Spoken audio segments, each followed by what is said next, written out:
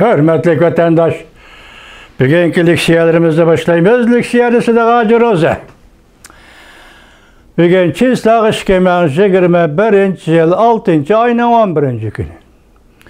Vaziyet doğrusu gap kılsak hazır Amerika Koşmuş Ştatları'nın prezidenti Joe Biden Anglia'da, Avrupa'da. Anglia'nın veziri Johnson Boris Slen görüştü ve yeniden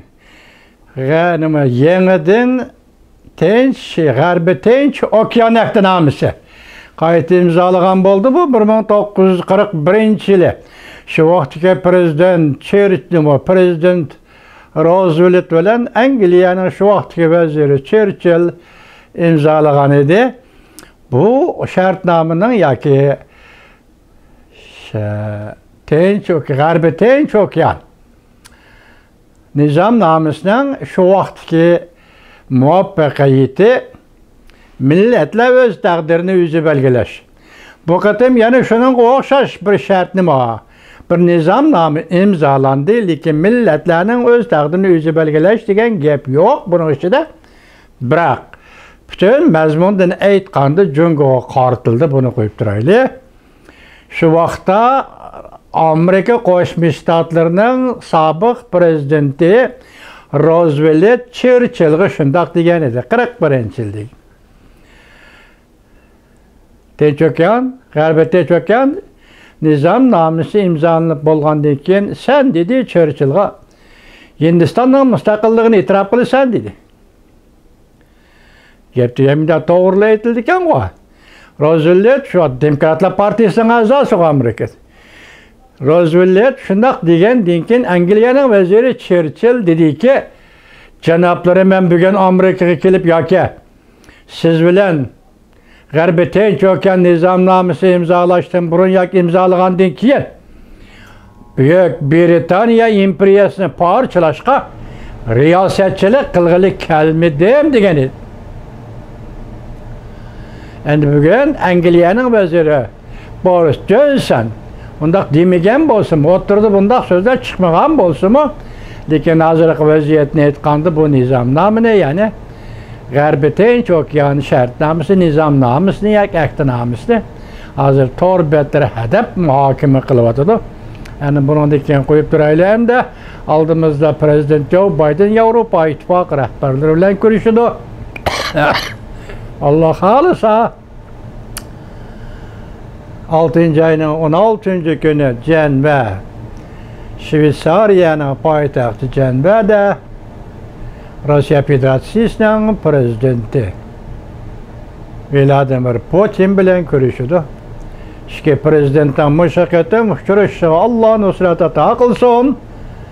Vatandaşlarım, şundak dedik ki, eğer oturuğa koyulsa, tilgi elinse veya ki başka yol bilen bolsun mu tilgi elinse vatandaşım, ben dedim, hazırgıcı 91. yılı Yalta şartnamesinin Avrupa stratejisi uzilkisel gumran oldu. Yaki tarih betidin öştü. Mağlubiyet bilen öştü. Yaki mağlup olan şartname dedi öştü.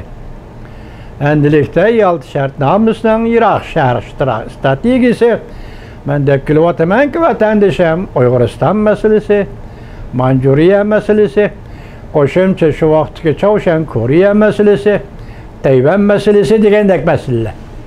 Endi bugün yani sizlerge bir haberini, leksiyani sözlerimiz vatandaş, onun mezmunu nime deseniz, bu leksiyani yaki muşa haberini elip çıkan kişi yüzü külkülük bir adam. Onun ismi Govingo'yu sizler yaxşı bilirsizler. Yakında Washington Post'si Govingo'yu yalgancı deb məxsus makalımı yazdı. Endi bugün sizler anlap koyunlar, yalgancı bolsun, rastçıl bolsun. O leksiyani anlap koyuslar, bunun da tilgi elingan neyse. Amerika Qo'shma Shtatları bunun deyken, Tayvan'ga daimi turuşluk askeri kısım evet o da. Amerika Qo'shma Shtatları bunun deyken, Tayvan harbiy portiga avtomatga avatdi. Shuningdan keyin andan Amerika Qo'shma Shtatlari bir neçe hafta ichida mush ishlarni qilish bilan birga bir neçe hafta ichida Tayvanning mustaqil davlat ekanligini e'lon qiladi. Bu Govingoyning mushu tiplik, mushu shaklli xabarlarning hammasi hozirgacha rost bo'lib keldi. Shunga tuvanda sizlarga buni men leksiya qilib so'zlayman. Bugungi 3 parcha leksiyamizning qimmati endi zo'r desam u boshqacha bo'lib qolmasin. Burun so'zlayotgan leksiyalarimizga asos jihati o'xshaydi, lekin farqli holatda nayt mazmunli leksiyalar vatandosh. Sizlar qanday baholaysizlar buni bilmayman. Lekin men sizlarga so'zlayman. So'zlab bo'lgandan keyin muhokama qilib baqsanglar bo'ladi, hurmatli vatandoshlarim. Hozir endi Govingoy shu maqolasida leksiyasi nima dedi? O'tgan yili 8-oyning 31-kunida Xo'shidin apandi, Yarshar Vaqt gazeti apandi, Mobodo Amerikaning harbiy aeroplani Tayvanga kirsa, Tayvan bo'g'ozi urush boshlandi deganlikdan derak berdi degan edinglar. Bugun Amerikaning harbiy aeroplani Tayvanga tushdi. Qani sizlar? Urushmamsan? Qani urushmamsan? Qani askar chiqarmamsan? Govingoy mana 3 qatam shundoq debdi. Endi bundan keyingi beradigan natijasi buni qo'yib turaylik. Govingoy hozir vaziyat to'g'risida so'zlab o'tadi vatandosh. Yani birisi 90 endi bugun so'zlaydigan leksiyamizning mavzusini avval aytdim, sizlarga aytib mavzularni. 90 kun ichida yana bir mavzuda 90 kun ichida muhlat berildi-ku.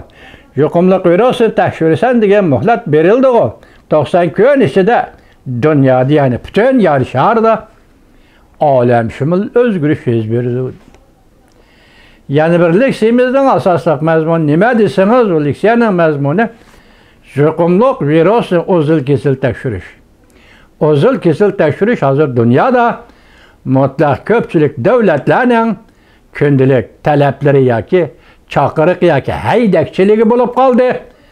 Bu narsa tekshirib chiqqandan keyin Amerika boshchiligi dunyo jungoga qandoq taqobil turdi.